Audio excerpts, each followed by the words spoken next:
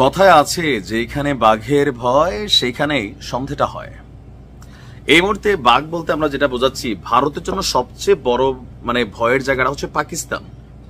বিশেষ করে 5ই আগস্টের পর ডক্টর মোহাম্মদ ইউনূসের সরকার বা বাংলাদেশের রাজনৈতিক দলগুলোর মধ্যে ভারত বিরোধী বাংলাদেশের জনগণের মধ্যেও এর পাশাপাশি পাকিস্তানের পক্ষে একটা পজিটিভ জনমত এদেশে তৈরি হয়েছে। ব্যবসায়িক লেনদেনটাও শুরু হয়েছে। কয়েক রেকর্ড ভেঙে আমরা অনেক ব্যবসা বাণিজ্য দেখছি। তবে সম্পর্কটা কি ওই জায়গায় থাকবে নাকি সামনের দিকে যাবে? আজকেরই খবর দেখে নিশ্চয় ভারতের পিলে চমকে গেছে। রাজনীতির সমীকরণটা বোঝা বড় কষ্টকর। যাই হোক, চলতি এপ্রিল মাসে বাংলাদেশ এবং পাকিস্তানের মধ্যে রাজনৈতিক একটা সংলাপ হতে যাচ্ছে, আর বলা হচ্ছে 12 বছর পর।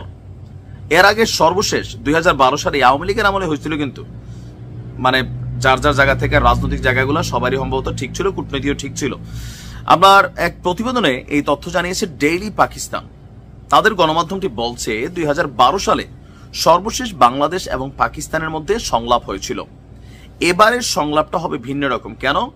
ভবিষ্যতের রাজনৈতিক পরিকল্পনাটা ঠিক করা হবে। সাম্প্রতিক সময়ে বাংলাদেশ এবং পাকিস্তান উভয় দেশই সম্পর্ককে উন্নয়নের দিকে নিয়ে যাওয়ারই চেষ্টা চালাচ্ছে। এই রাজনৈতিক সংলাপ সেটিরই একটি অংশ, যেটির লক্ষ্য হল বাংলাদেশ এবং পাকিস্তানের মধ্যে সম্পর্কের প্রাতিষ্ঠানিকরণ করা। তবে পাকিস্তান যদি সরি বইলা ফেলে বাংলাদেশের কাছে, মিনিমাম লেভেলে এদের প্রতি আমাদের হয়তো একটা সিম্পেথি আসতে পারে। দেখেন, ব্যবসা বাণিজ্যের কারণে আপনি পাকিস্তানের সাথে ব্যবসা করেন, কোনো সমস্যা নাই। গ্লোবালি দুইটা দেশের মধ্যে দ্বিপাক্ষিক সম্পর্কের বেলায় পাকিস্তানকে একটু সরি বলা উচিত। 100% সরি বইলা, তাহলে হয়তো একটা পজিটিভ দৃষ্টিভঙ্গি তাদের প্রতি বাঙালির আসলেও আসতে পারে। তো এই সংলাপে পাকিস্তানি প্রতিনিধি দলকে নেতৃত্ব দিবেন দেশটির পররাষ্ট্র সচিব আমনা বালোচ। এই বৈঠকটা সরকারি পর্যায়ে হতে যাচ্ছে। এই মুহূর্তে যেহেতু সরকারে ডক্টর ইউনূস আছেন, তার সরকার বনাম পাকিস্তানের সরকার।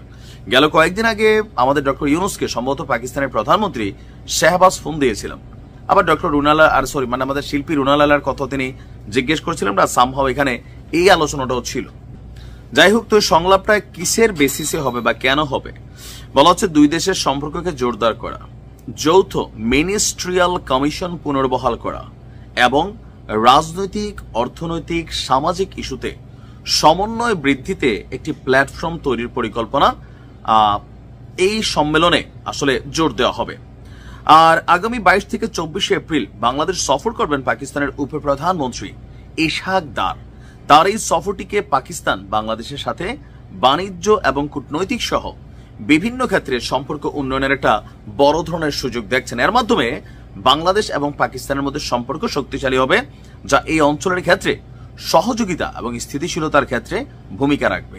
আমরা যখন এই ধরনের নিউজ পড়ছি, গণমাধ্যমে আসছে, ভারতের চিন্তাটা কি হচ্ছে? অবশ্যই টেন্সড। কারণ ভারতের সেনাপ্রধান কয়েকদিন আগে একটা বক্তব্য দিয়েছিল যে চিকেন স্নেকে আপনারা দেখছেন ভারী অস্ত্রশস্ত্র, ক্ষেপণাস্ত্র, আকাশ প্রতিরক্ষা সিস্টেম, হুলস্থুল কাণ্ড। কেন? ভারতীয় গোয়েন্দা মন্ত্রণালয়ের দাবি, সেনাবাহিনীর দাবি যে গেল কয়েকদিন আগে বাংলাদেশে পাকিস্তানের যে গোয়েন্দা সংস্থা আছে তারা এসে ভিজিট করে গেছে এই চিকেন স্নেক। তার মাঝখানে পাকিস্তানের এই আসা যাওয়া ভারতের জন্য এটা খুবই টেনশনের ইস্যু। আর ডক্টর মোহাম্মদ ইউনূস একের পর এক চমক দেখাচ্ছেন। তবে এটা এমন কিছু না যেটা আওয়ামী লীগ সরকারের সময় হয় না, 12 বছর আগে হয়েছে, হওয়ার জন্য হয়েছে, কোনো কার্যকর ভূমিকা হয় নাই। তবে এইবারের হওয়াতে অনেক কিছু ভূমিকা হবে, এটা আমরা ফিল করতে পারতেছি। দেখা যাক।